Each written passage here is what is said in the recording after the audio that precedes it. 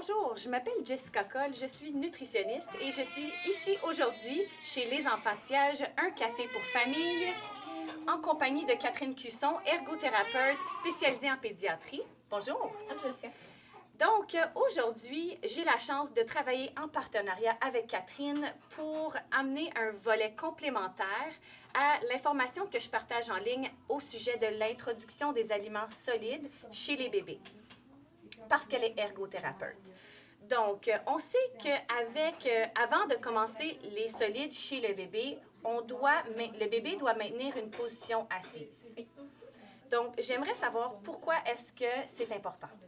Il y a deux raisons. La première, c'est vraiment une question de sécurité parce que le bébé qui va commencer à manger, s'il y a des difficultés à gérer les aliments qu'il mange, ben, il va les recracher souvent avec un léger gag. Et assis bien droit, ça va lui permettre de le recracher, alors que s'il ne se tient pas assis, il va souvent être un petit peu incliné par l'arrière et là, le danger de fausse route. Donc ça, c'est la première raison.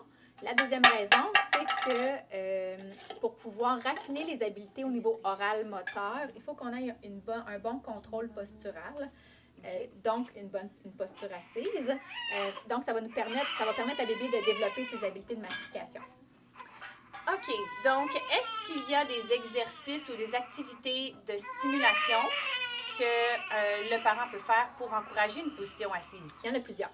Mais les deux principales que je vais vous présenter aujourd'hui, ça va vous permettre justement d'augmenter le tonus au niveau du tronc et le tonus des muscles au niveau du cou. Donc, le premier exercice, c'est vraiment de mettre bébé en position ventrale. OK. Il y a plusieurs façons de faire cet exercice-là. Le premier, papa, maman, peut se coucher au sol, mettre bébé sur nous. On peut aussi mettre bébé sur la table à hauteur d'un visage connu pour que ça soit intéressant pour lui. On peut aussi rouler un petit rouleau, une serviette en petit rouleau et mettre la serviette en dessous des bras. Donc, souvent, ça l'aide au maintien de la posture chez les petits bébés. OK. Des fois, les bébés, ils n'aiment pas vraiment ça, la position ventrale. Ce qu'on vous encourage à faire, c'est de le faire quand ils sont en forme. Pour de courtes périodes, on ne laisse pas bébé pleurer. On arrête la position avant que bébé pleure trop. Et puis, la dernière façon aussi qu'on peut le faire, si jamais bébé n'aime vraiment pas, on peut le coucher à plat ventre sur notre avant-bras. OK. Et le promener dans la maison. OK, parfait. Donc, on a plusieurs options.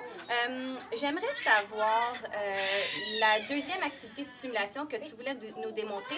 Je sais que la deuxième activité dépend de l'âge du bébé. Oui. En vrai dire, la deuxième activité, c'est le tirer assis.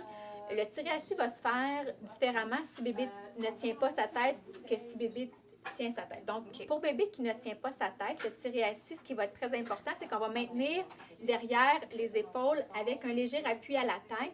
On va descendre tranquillement au sol et on va faire la même chose au lever. OK.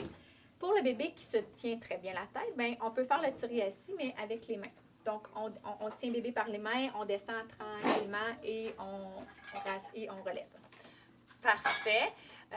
Donc ça, c'est les deux activités de stimulation motrice qu'on peut faire pour encourager une position assise. Mais pour connaître les autres activités de stimulation motrice que tu suggères, vous pouvez visiter jessicacoll.com. On a écrit un article pour le blog à ce sujet, complet avec des photos et vous pourrez obtenir plus d'informations pour ça. Fait qu'il y a beaucoup de choses ou d'activités qu'un parent peut faire pour encourager la position assise.